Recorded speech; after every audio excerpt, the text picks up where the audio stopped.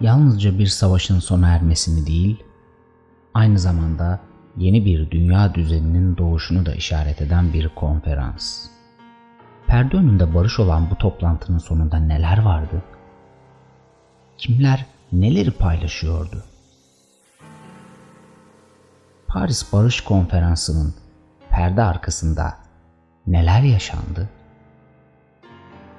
18 Ocak 1919'da Paris'te ne olmuştu?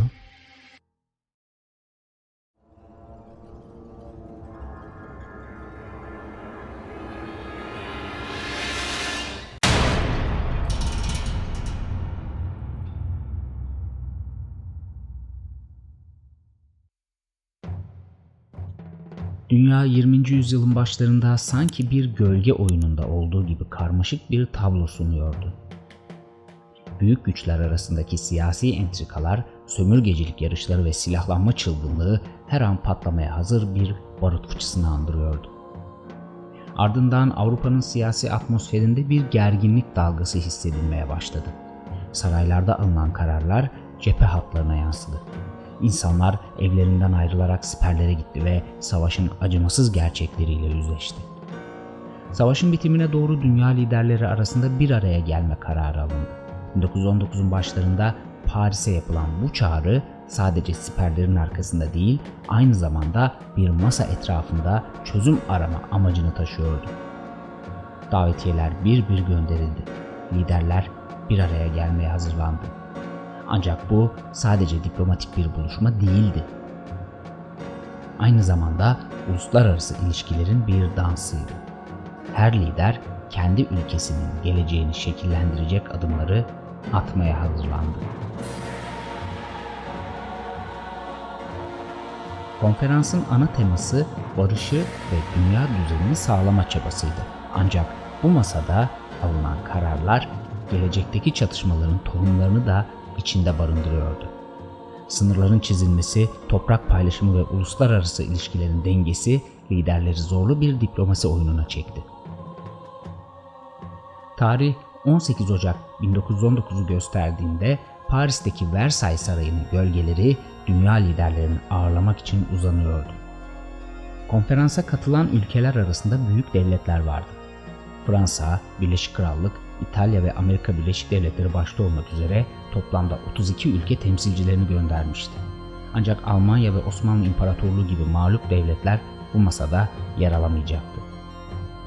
Konferansın ana gündem maddeleri arasında savaşın galip ve mağlupları arasında adil bir barışın sağlanması bulunuyordu. İlk olarak sınırların çizilmesi ve toprak paylaşımı konusunda zorlu müzakereler başladı.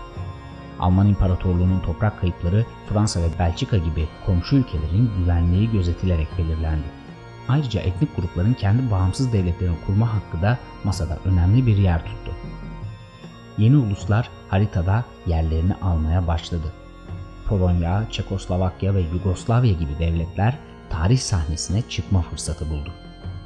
Birinci Dünya Savaşı'nın mali yükü de konferansın tartışma konularından biriydi. Almanya savaşın sorumluluğunu üstlendi ve büyük miktarda savaş tazminatı ödemeyi kabul etti. Bu ekonomisi sarsılmış bir ülke için ağır bir yük anlamına geliyordu. Ayrıca konferansta bir dizi siyasi ve ekonomik anlaşma da imzalandı.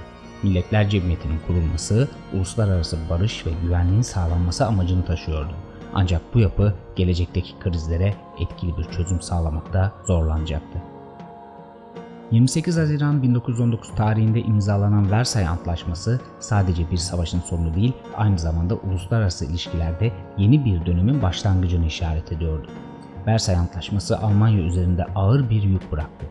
Ülkenin sınırları daraltıldı, ordusu sınırlandırıldı ve büyük bir savaş tazminatı ödemeye mahkum edildi.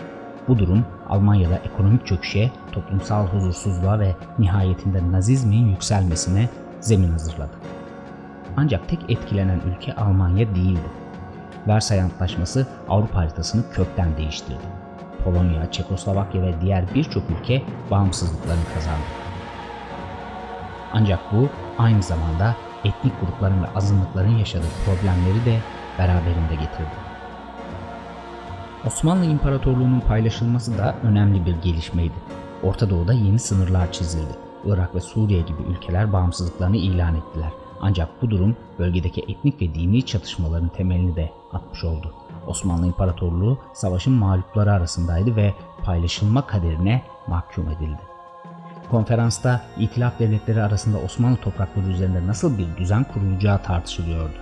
Bu Orta Doğu'nun ve Anadolu'nun kaderini belirleyecekti. 1918'de imzalanan Mondros Ateşkes Antlaşması Osmanlı İmparatorluğu'nu siyasi ve askeri anlamda zayıflattı. İtilaf devletleri Osmanlı topraklarına askeri müdahalede bulundu ve İstanbul'u işgal etti.